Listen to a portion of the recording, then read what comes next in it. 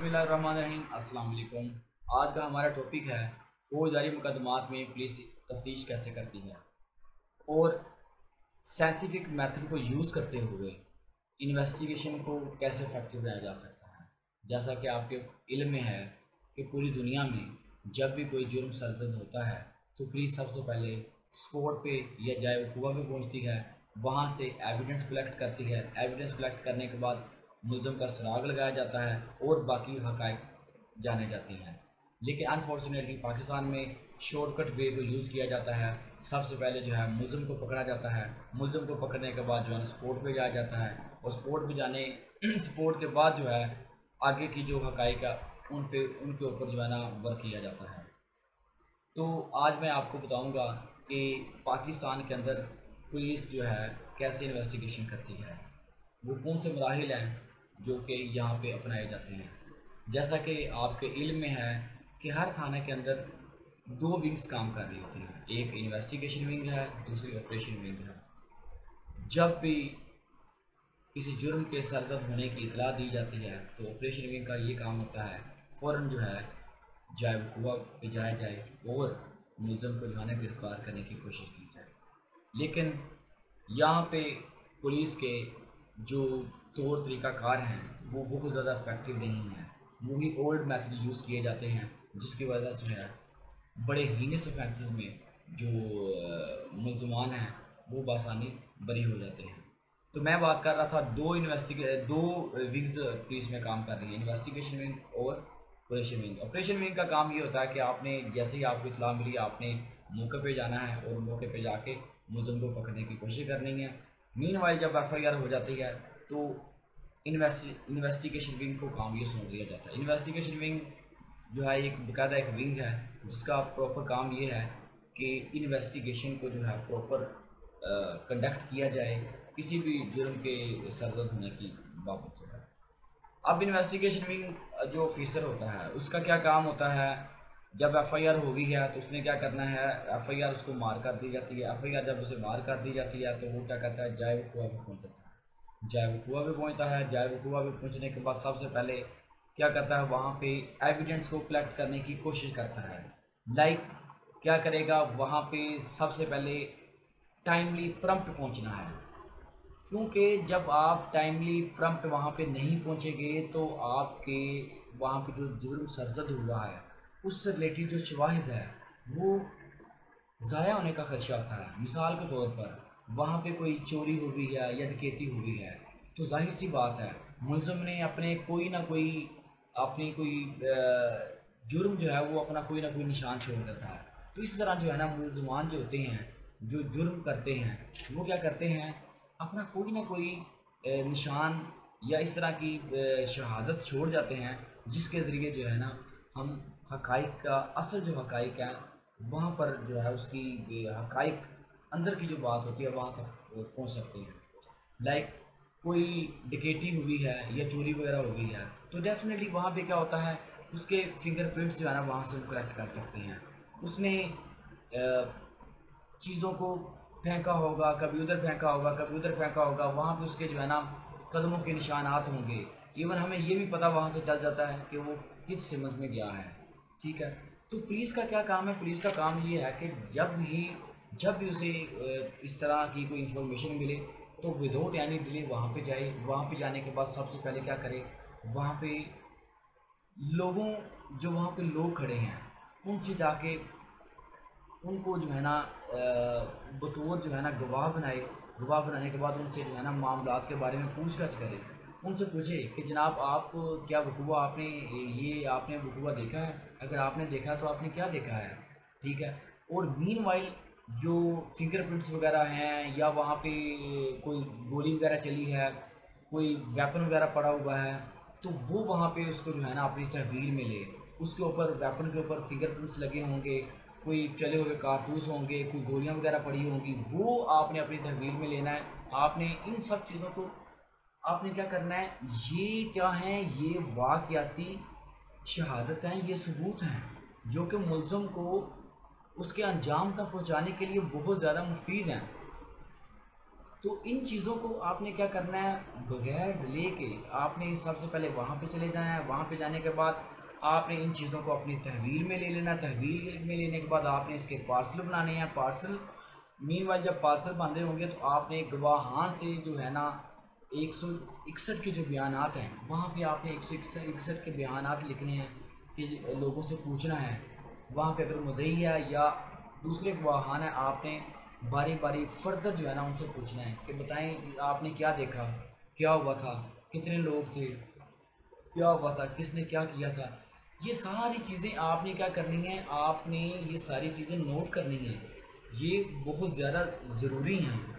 उसके बाद आपने क्या करना है, उसके बाद अगर आपने वहाँ पे फिंगरप्रिंट्स वगैरह देख लिए हैं या वहाँ पे कोई खून वगैरह कोई बंदा कत्ल हो गया है, वहाँ पे आपने नक्शा जो है नक्शा मजरूबी जो है वो बनाने के बाद आपने जो नयाश है उसको अपनी तहवील में लेना है। आपने प्रॉपर अगर कोई खून वगैरह वहाँ पे गिरा हुआ है, कोई कारतूस वगैरह गिरे हुए हैं, कोई वेपन गिरा हुआ है, आपने सबको उसको बड़ा टाइमली प्रम्प्टली जो है ना आपने उसको अपनी तहवील में लेना है। तहवील में लेने के बाद आपने फरदात बनानी है। फरदात बनाने के बाद आपने उसका केमिकल एग्जामिनेशन जो पंजाब फोरेंसिक साइंस लेबॉर्ट्री है वहाँ पे आपने भेजना है। आपने वहाँ पे भेजना है और वहाँ पे जो खून गिरा हुआ है, जब वहाँ पे कोई इस तरह के आपको कोई शहादत मिलती है, आपको वहाँ पे कारतूस मिले हैं, आपको वहाँ पे कोई वेपन मिले हैं, तो आपने उसका जो है ना आपने उसकी लेबॉर्ट्री करानी है ताकि पता चल सके। मिसाल के तौर पर वहाँ पे हमें कोई कारतूस मिला है या वहाँ पे हमें कोई पिस्टल वगैरह मिला है और वहाँ पे कोई होल वगैरह भी मिले हैं, तो हमें पता ये करना पड़ेगा कि ये हमें कैसे पता चलेगा। ये जब हम उसे लेबॉर्ट्री के लिए भेजेंगे हमें पता ये करना पड़ेगा क्या यही वेपन वकूए में इस्तेमाल हुआ है, क्या ये काबिल इस्तेमाल था, मतलब ये फंक्शनिंग कर सकता है कि नहीं कर सकता, क्या जो गोलियां या होल वगैरह हमें वहाँ पे जो चलीदा होल हैं वहाँ पे जो हमें वहाँ से जो मिले हैं, क्या इसी गन से वो शूट किए गए हैं, क्या वहाँ पे जो खून के धब्बे पड़े हुए हैं, जो खून गिरा हुआ है, क्या वाकई ही वो जो ज़ख्मी शख्स हुआ है उसका खून है कि वैसे ही किसी और का खून है, किसी जानवर वगैरह का खून है। क्या अगर छुरी या खंजर वगैरह बरामद हुआ है और उसके ऊपर खून लगा हुआ है तो उसका भी बेसिकली हमने जो है ना लेबॉर्ट्री कराना है। हमने पता करना है क्या उसके ऊपर जो खून है वो किसी इंसान का खून है या किसी जानवर का खून है। आमतौर पर यहाँ पे ये होता है, लोग जिनकी दुश्मनियाँ होती हैं वो फंसाने के लिए क्या करते हैं, वहाँ पे किसी जानवर का खून या कोई और इस तरह के मामला क्रिएट कर देते हैं ताकि अपने जो जिनके साथ उनकी दुश्मनी होती है उनको जो है ना फंसाया जाए। तो इस चीज़ को एनालिसिस करने के लिए इसकी मतलब आपने सच्चाई को जानना है। तो ये चीज़ें जो हैं जब आपने फरदात बना दी हैं, फरदात बनाने के बाद आपने बेसिकली उसको लेबॉर्ट्री में भेजना ताकि फर्दर उसका प्रोसीजर किया जा सके, ताकि हमें पता चल सके कि वाकई ही ये जो चीज़ें हैं इस वकूए में इस्तेमाल हुई हैं और बाकी वकूआ जो हुआ है और वकूए में अंदर जो चीज़ें इस्तेमाल हुई बाकी यही हैं। ये चीज़ें बहुत ज़्यादा ज़रूरी हैं। और ये जो सारी चीज़ें आपने कलेक्ट की हैं, ये जो एविडेंस आपने कलेक्ट किया है, एविडेंस दो किस्म का, एक है आपका ओरल एविडेंस, एक है आपका जो है वो सर्कमस्टेंशियल एविडेंस है। सर्कमस्टेंशियल एविडेंस जो है वो बहुत ज़्यादा इंपॉर्टेंट है, इतना ज़्यादा इंपॉर्टेंट है, उतनी ओरल जो एविडेंस है उतनी उसकी इतनी वैल्यू नहीं जितनी सर्कमस्टेंशियल एविडेंस की वैल्यू है। मिसाल के तौर पर मैं आपको कुरान मजीद में सूरह यूसुफ है, सूरह यूसुफ में वो उनका एक वाक़या बयान किया गया है कि जब अजीज़ मिस्र की जो है वो वाइफ जो है ना एक कमरे में होते हैं और हज़रत यूसुफ अलैहिस्सलाम भी उस कमरे में किसी काम की गर्ज से वहाँ पे होते हैं, लेकिन वो जो अजीज़ मिस्र है उसकी बीवी में जो है ना कोई इस तरह की गलत जो है ना वो एक काम के बाबत जो है ना ख्याल आता है तो वो उसको करना चाहती है। लेकिन जो हज़रत यूसुफ अलैहिस्सलाम है वो अल्लाह ताला के बरगज़ीदा बंदे हैं, पैगंबर हैं, तो अल्लाह ताला ने पैगंबरों को उन चीज़ों से पाक किया हुआ है। तो इन्होंने जब मना किया और इस चीज़ के लिए वो बाहर भागे ताकि इस औरत से बचा जा सके, तो औरत क्या करती है, औरत जो है वो पीछे से उनका जो है ना कुर्ता पकड़ती है जिससे जो है ना उनका कुर्ता जो है ना फट जाता है। मीनवाइल जो अजीज़ मिस्र है वो दरवाजे के पास जो है ना मिलते हैं, ठीक है। तो अपने खामद को जब अपने खामद को देखती है तो वो ये शाउट करती है कि जो आपकी बीवी के साथ इस तरह का गलत इरादा रखता हो तो उसकी क्या सज़ा है, या तो उसको कैद कर दिया जाए या फिर उसको कोई ना कोई सज़ा दी जाए। ये कुरान मजीद में एक आयत है, मैं आपको उसका एक मफ़हूम बता रहा हूँ, आपको ये मैं बताने की कोशिश कर रहा हूँ कि सरकमस्टेंशियल जो एविडेंस है या जो वाक़याती शहादत है उसकी कितनी ज़्यादा इंपॉर्टेंस है। अब जनाब ये अब अजीज़ मिस्र की जो है ना बीवी हज़रत यूसुफ इस्लाम के ऊपर इल्ज़ाम लगा रही है कि इन्होंने जो है ना ये खुदा ना खास्ता ये गलत इरादा जो है ना मेरे साथ करना चाहते थे और ये काम करना चाहते थे। अब हज़रत यूसुफ इस्लाम ने फरमाया मैं इस तरह का सोच भी नहीं सकता कि आप मेरे मोहसिन हैं, मैं इस तरीके से करूँ। तो बात करने का मतलब ये है कि अब इस चीज़ को कैसे साबित करना था। ये दोनों ओरली बात कर रहे थे कि मैं वो कह रही थी हमें जो है ना इन्होंने किया है, उन्होंने कहा मेरी तो इस तरह की सोच है, मैं इस तरह का सोच भी नहीं सकता, नौज़ बिल्ला। तो अब यहाँ पे हमें वाक़याती शहादत सरकमस्टेंशियल एविडेंस की ज़रूरत थी। तो सरकमस्टेंशियल एविडेंस कैसे हमें मिलेगा? वहाँ पे इन्हीं का कोई रिश्तेदार था, अज़ीज़ मिस्र का कोई रिश्तेदार था, उसने बड़ी खूबसूरत बात की। उसने कहा इस चीज़ का जो है ना पता हम जो है ना आसानी से लगा लेते हैं। उसने कहा पता इस तरह लगा लेते हैं, अगर हज़रत यूसुफ इस्लाम की जो कमीज़ है आगे से फटी हुई है, इसका मतलब ये है कि इन्होंने इस तरह करने की कोशिश की। तो इस कोशिश के दरमियान जो है वो बीवी ने, उसकी जो अज़ीज़ मिस्र की जो बीवी है उसने जो है ना मुज़ाहमत की होगी, तो और आगे से जो है ना कुर्ता फट गया होगा। एक बात। दूसरी उसने बात ये की कि अगर कुर्ता जो है हज़रत यूसुफ इस्लाम का कुर्ता जो है ना पीछे से फटा हुआ है, तो इसका मतलब ये है कि ये जो है ना इस चीज़ से अवॉइड करने की कोशिश कर रहे थे और ये भाग रहे थे, तो औरत ने जो है ना इनके साथ जो है ना इस तरह करने की कोशिश की है। तो जब देखा गया तो उनका कुर्ता जो है ना पीछे से फटा हुआ था। तो बात वाज़ेह हो गई कि हज़रत यूसुफ अलैहिस्सलाम जो है ना सच्चे हैं, इनका कोई कसूर नहीं है, और ये जो अज़ीज़ मिस्र की बीवी है इनका कसूर है। अब ये वकूआ बताने का आपको मकसद ये है कि ये क्या है, सरकमस्टेंशियल एविडेंस है, वाक़याती शहादत है। वहाँ पे दोनों ओरली बात कर रहे थे, लेकिन ओरली दोनों की बात के ऊपर जो है ना कोई डिसीजन लेना बहुत ज़्यादा मुश्किल था। लेकिन जब सरकमस्टेंशियल वाक़याती शहादत की बात आई तो फ़ैसला करने में कितनी आसानी हो गई, कितनी जल्दी पता चल गया कि कसूरवार कौन है और कसूरवार कौन नहीं है। तो इस तरीके से मैं आपको बता रहा हूँ ओरल एविडेंस की वैल्यू है, लेकिन जितनी सरकमस्टेंशियल एविडेंस की वैल्यू है उतनी उससे ज़्यादा नहीं है। तो इस तरीके से जो इन्वेस्टिगेशन ऑफिसर है उसको बड़ा हाई लेवल का माइंड होना चाहिए, उसका माइंड बड़ा ज़बरदस्त किस्म का होना चाहिए। जब भी वो गोवा सरजद होता है वो वहाँ पे जाए, वहाँ पे एविडेंस को कलेक्ट करे, और एविडेंस को कलेक्ट करने के बाद जो है पूरे हकाइक जो हैं उनकी तरफ जाए। ये ना करे कि सबसे पहले मुलज़िम के पीछे भागना स्टार्ट कर दे, और ये तरीकाकार नहीं है। आपने एविडेंस के ज़रिए अपने केस को साबित करना होता है और मुलज़िम को जो है सज़ा दिलवानी होती है।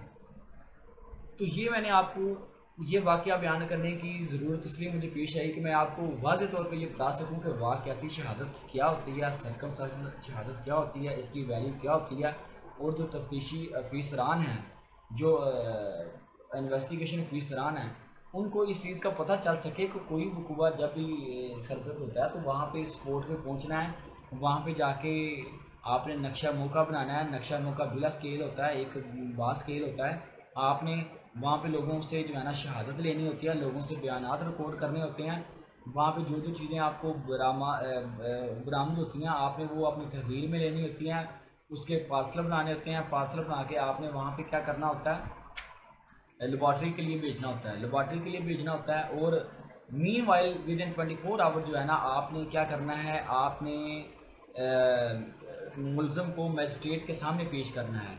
और अगर आपको लगे कि किसी वकूए की बाबत या किसी जुर्म की बाबत अभी तफ्तीश मुकम्मल नहीं होगी, या ये जो मुलज़म है इससे मज़ीद जो है ना रिकवरी जो है ना मतलूब है, मिसाल के तौर पे अगर कोई कत्ल के मुकदमात हैं तो उसमें जो है ना नाश की अभी तक नाश बरामद नहीं हुई, लेकिन अगर आप मुलज़म को अपनी हिरासत में रखें और रिमांड जो है ना दिया जाए तो वो हमें नाश बरामद कर सकता है। या अगर उसने चोरी का माल कोई चोरी की है तो चोरी का माल बरामद कर सकता है।